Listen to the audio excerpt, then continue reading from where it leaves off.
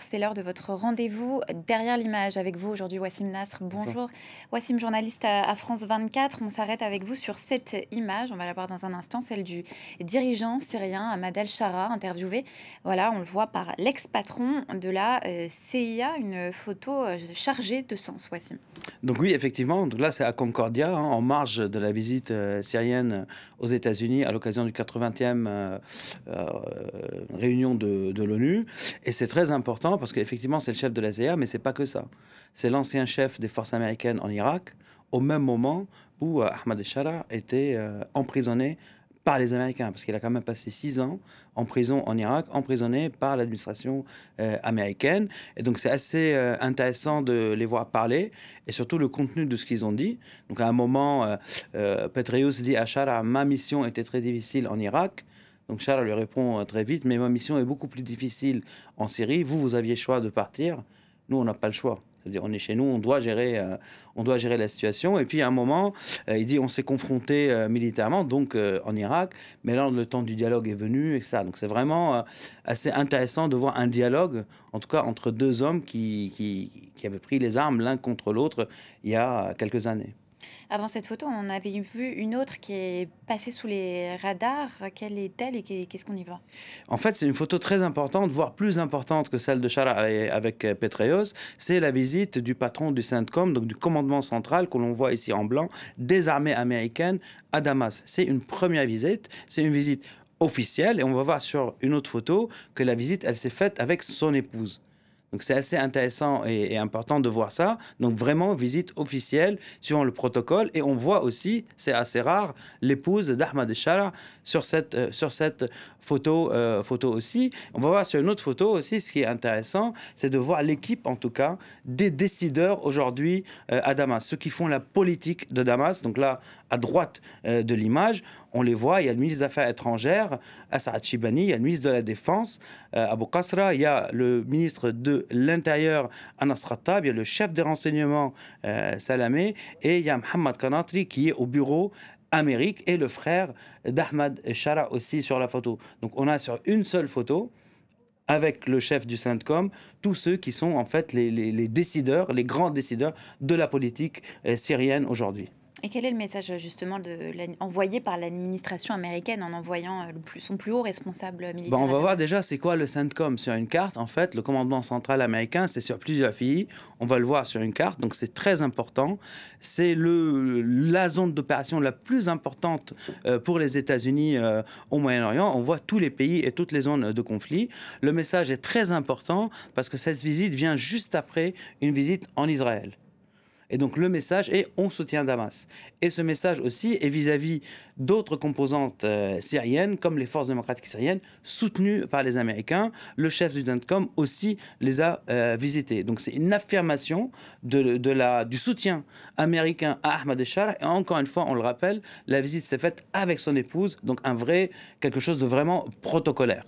Donc est-ce que ça acte un nouveau rapport ou bien ça confirme leur bonne relation antérieure? Eh ben, en fait, ça peut surprendre, mais ça acte pas. En fait, ça confirme une relation antérieure. D'ailleurs, depuis la chute de Damas, on va le voir aussi sur une photo, le premier contact avec l'armée américaine, donc ce qui était HTS encore en décembre, c'était quand les forces d'Ahmad al-Shara ont trouvé, on le voit ici, un citoyen américain au milieu de la photo qui errait à Ghouta. Donc il était détenu par l'armée syrienne d'Assad, et on voit à sa gauche le commandant des forces américaines en Syrie, et à sa droite Arnaout, qui était responsable à Damas de HTS, que j'avais rencontré aussi à Damas quelques jours après la chute d'Assad. Donc c'est un détenu qui a été rendu sans négociation, sans contrepartie, et surtout le plus intéressant, c'est qu'il a été pris en banlieue de Damas, mais il a fallu l'acheminer à travers le désert, à travers un territoire qui était tenu par l'État islamique, sans préparation, sans prévenir les Américains avant le dernier moment où ils l'ont récupéré.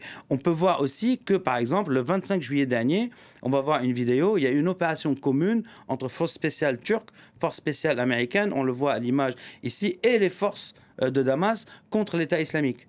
Donc une opération contre des chefs de l'État islamique. Le 20 août, il y a eu aussi une opération en Ratmé, donc la région d'Idlib, des forces spéciales américaines avec les forces spéciales du nouveau pouvoir syrien. On va voir peut-être les images le 20 août. Et là, ça a été revendiqué clairement par les autorités syriennes. Donc la collaboration antiterroriste contre l'État islamique avec les armées américaines. Et d'ailleurs, ça s'est passé au même moment où délégations syriennes et israéliennes étaient en réunion à Paris pour trouver des accords sécuritaires, donc cet été.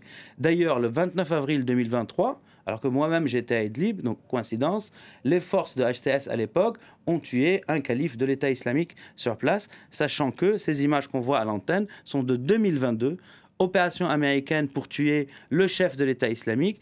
Les images sont des images d'HTS qui n'ont pas tiré sur les hélicos américains, mais au contraire, ils ont sécurisé la zone où les Américains opéraient. Donc c'est pour dire que la relation sécuritaire est bien antérieure à la chute de Damas.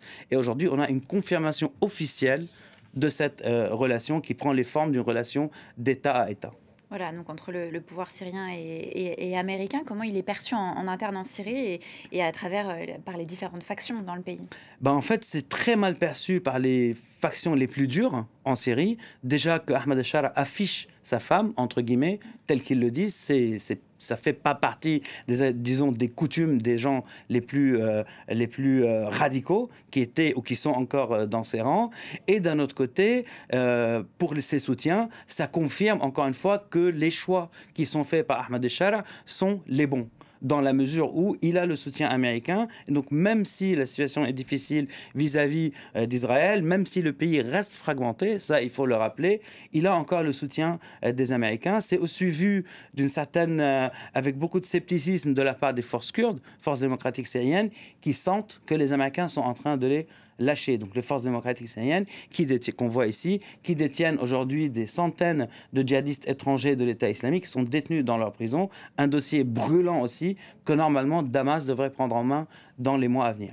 Et pour revenir donc à la première photo, l'image initiale que vous commentiez, Wassim, donc au sommet Concordia, elle a été prise dans le cadre de la toute première visite d'un président syrien aux États-Unis, oui, depuis 1967. Effectivement, et on va voir Ahmad al-Shara qui rencontre Marco Rubio, le ministre des Affaires étrangères américain, donc aussi image très importante. Et sur une autre image, on va voir un acteur clé de ce rapprochement entre les États-Unis et le gouvernement Shara. Donc évidemment, il y a le ministre des Affaires étrangères Assad Shibani qui était en visite à Paris. J'avais aussi rencontré à Idlib dès 2023. Mais à sa droite, il y a Qutaib al-Idlibi. Donc Qutaib al-Idlibi, c'est un opposant syrien qui a été arrêté par Assad 2 fois, qui a fui vers le Liban, vers l'Égypte, puis vers les États-Unis, où il a profité d'une bourse pour réfugiés, pour avoir un diplôme et pour travailler aussi, et pour être l'émissaire ou l'ambassadeur, entre guillemets, de la coalition opposante syrienne à l'époque.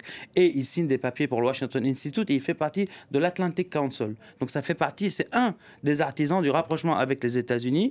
Et sur une autre photo, on va voir toute l'équipe, en fait, d'artisans du rapprochement avec les États-Unis. Donc on voit une femme, Razan Safour, au fond, à droite. Donc c'est une Syro-britannique qui a fui la Syrie avec ses parents dans les années 80.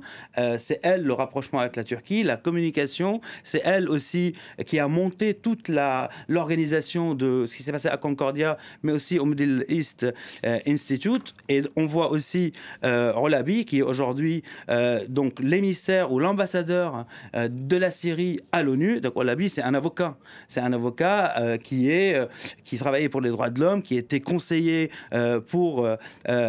aux Nations Unies, qui est membre de l'Association internationale des avocats et qui est aussi diplômé d'Oxford, donc syro-britannique. Et pourquoi c'est intéressant de voir ça? Parce qu'en fait, on voit que les Syriens, le nouveau pouvoir, a réussi à attirer des compétences d'opposants, d'expatriés à l'étranger pour s'adresser au monde occidental. Et donc, c'est avec eux que ce travail se fait. On va voir d'ailleurs la photo à l'ONU de Ahmad al-Shara, le président. Celle-là, donc c'est Rolabi qu'on voit ici, que je viens de décrire. Il y a une autre photo aussi avec le président français et le souverain qatari Tamim. Et on voit comment Shara donc, a été reçu dans le consort des nations de manière assez intéressante, surtout quand on se rappelle, comme vous l'avez très bien rappelé, l'absence de la Syrie. Et sur 2 dernières photos, on va voir une au Middle East Institute, où elle a été aussi interviewée par Charles Lister, qui traite le dossier syrien depuis plus de 15 ans. Et le plus intéressant, ça sera sur la dernière photo, où on revoit certaines des personnes que je viens de décrire. Donc sur une photo, celle-là, la voilà. Et on voit derrière, on voit la ministre des Affaires sociales, donc c'est une chrétienne, qui a été nommée dans le nouveau gouvernement, le ministre de la Communication, Olabi Idlbi, que je viens de mentionner. Et derrière le ministre des Affaires étrangères, il y a Qutaïba Qadish. Qutaïba Qadish, donc ça fait partie des anciens qui ont suivi Ahmed el-Shara vers l'exil, vers Idlib, et puis qui, à Idlib, ont construit ce qui est devenu la force qui a permis de faire tomber Assad. Donc on voit les nouveaux recrues et les anciens, les compagnons de route de Shara. Et ce travail commun a conduit à qu'aujourd'hui, Shara va parler à l'ONU. Voilà tout ce que l'on peut décrypter à travers une image. Merci Wassim Nasr pour ce décryptage derrière l'image.